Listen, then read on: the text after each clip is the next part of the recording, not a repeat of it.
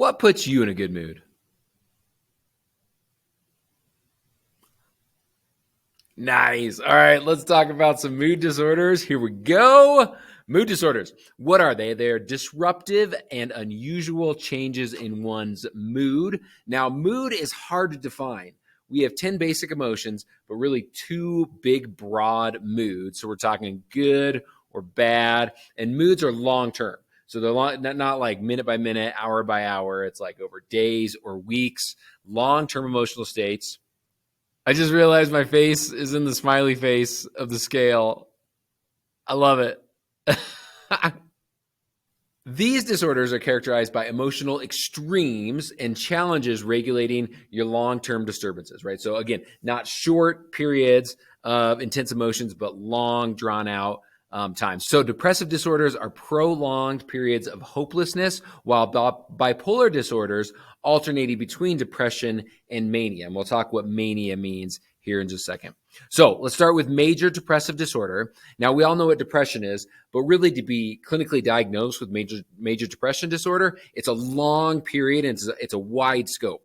So a patient has to experience at least 5 signs of depression for more than 2 weeks. You don't have to know all these, but just to give you an idea of the symptoms, a depressed mood, obviously, significant weight loss or weight gain. Same for the appetite, loss or gain, too much or too little sleep, decreased interest in activities. That's usually a big one, a big telltale sign. If you're not interested in doing things that used to make you happy and things you really enjoyed, that's a big red flag right there. Feeling worthless, fatigued, or lethargic, difficulty concentrating and making decisions, and then also recurring thoughts of death and suicide. Now, you might notice that it's not just a psychological, but it's also physiological. So when we look at weight loss, appetite, sleep, those are physiological changes. And this may cause prolonged distress. Okay, so major depressive disorder. Seasonal affective disorder. This is similar. Depression that typically occurs during the winter months due to seasonal change. So think sunlight here. Affects about 10 million Americans. Usually doesn't start until about the age of 20. And it's more common the further north that you live. So if you look at like New Hampshire, you see 9.7% of the population is affected by this. Whereas in Florida, the Sunshine State, only 1.4%. The treatment for seasonal affective disorder is a light box. So it's actually light therapy. You sit in front of this light box. Here, let me move my face.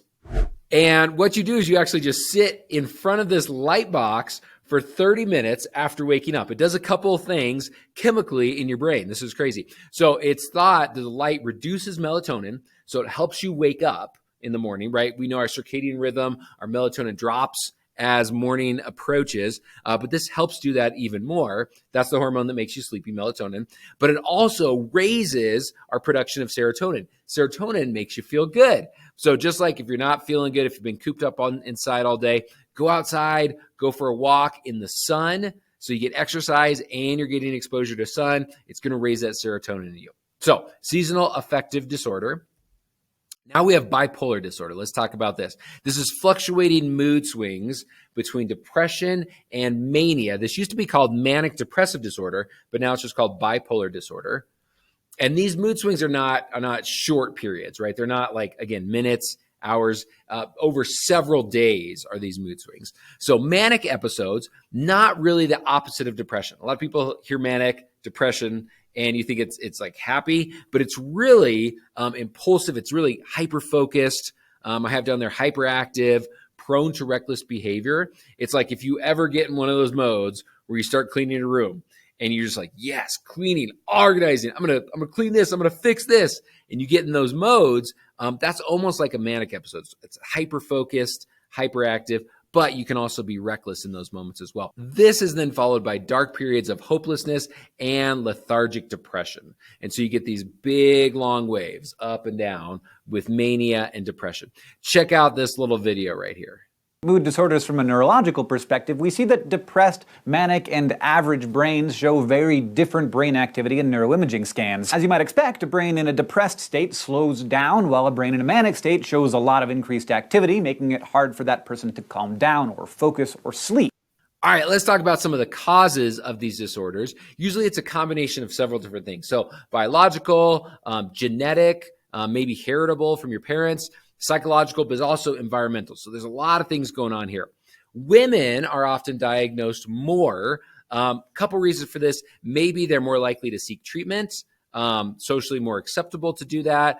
Bipolar disorder also might manifest in different ways in men. It might come out more as like anger or aggression. Remember, it's that like hyper focus, hyperactivity might present differently in men. All right, getting into the physiological differences, a depressed brain actually has a smaller left frontal lobe, which makes a lot of sense because this area is associated with positive emotions. Genetically, you're going to be more likely to have a mood disorder if a close family member also has a mood disorder.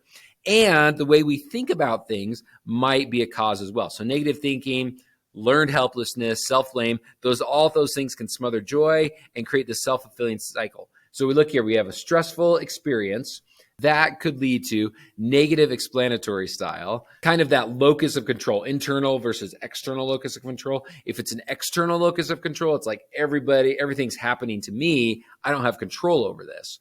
That then might lead to a depressed mood, leading to cognitive and behavioral changes, and then that cycle continues. Now, stress is not going to make you bipolar, but it could be a trigger. So a lot like schizophrenia, people who have schizophrenia have different looking brains. Their brains we'll talk about that next time in our next video, but their brains are different. Now, it doesn't present itself until usually in like your early 20s, and stress can be a trigger for schizophrenia. In a very similar way, this can happen with bipolar disorder as well. All right, treatment, last slide here. The social cognitive perspective focuses on how we interpret stress. So if we can positively reframe our situations, that can help in that self-fulfilling cycle. But usually it's only one part of the treatment. The other part is usually the medical model. So neurotransmitter chemistry changes in different mental states. So we know norepinephrine, that controls our arousal and our focus. So which stage of bipolar would have high levels of norepinephrine? It's the manic state. So it's often lacking when you're depressed, but off the charts when you're in those manic episodes. Drugs that reduce mania lower those norepinephrine levels. Now, the other side of this is low serotonin. So if you have low serotonin, you're going to be more in a depressed state. And one way to raise serotonin is to exercise. Exercise increases serotonin, often recommended as treatment for depression. Medications that are used to treat depression often raise serotonin levels. Man, that guy looks fast down there, right? Right? It was me. It was the Phoenix Marathon a couple years ago. It was a great race. It was awesome. All right, guys, we did it. Question time. Let's get 3 questions. Here we go. Research suggests there's a direct correlation between the presence of major depression and moderate levels of dopamine, decreased levels of serotonin, increased levels of endorphins, enlarged hypothalamus, enlarged parietal lobe. Oh, man, it's like we just talked about this. You know it. The answer is B, lower levels of serotonin. B for... they're carrying bags. They got bags down there. Oh, man, that was tricky. All right. Sally spent the last 4 weeks in bed. Without telling her friends or family, she bought a $3,000 plane ticket to Europe. She took most of her savings with her to go on a major shopping spree when she gets there. She is most likely suffering from narcissistic personality disorder, major depression, schizoid personality disorder, dysthymic disorder, or bipolar disorder. You know, it is E. What is the picture though? I don't know. I do know. It's E for escalators. Maybe I don't know. Escalators. It is escalators. There's 3 of them back there. Sneaky. All right, last one. Here we go. Logan suffers from major depression. The biological cause most closely linked is damage to Logan's prefrontal cortex after birth, a negative learned helplessness pattern of coping that he's developed with his interactions with others, enlarged gaps around Logan's hippocampus, insufficient levels of the neurotransmitters serotonin and norepinephrine in his brain, or the recent divorce of Logan's parents and his suffering from the loss of his mother. What about that picture? You know what this is. The answer is D, neurotransmitters, serotonin, norepinephrine. D for It's a double shot of espresso. Oh, baby. I love me some espresso. Well done today, guys. Awesome job. Give me a quick 1-sentence, 20-word or so summary of this information. Look over your notes. It's going to ingrain it in your brain. Awesome. Great job today. Well done.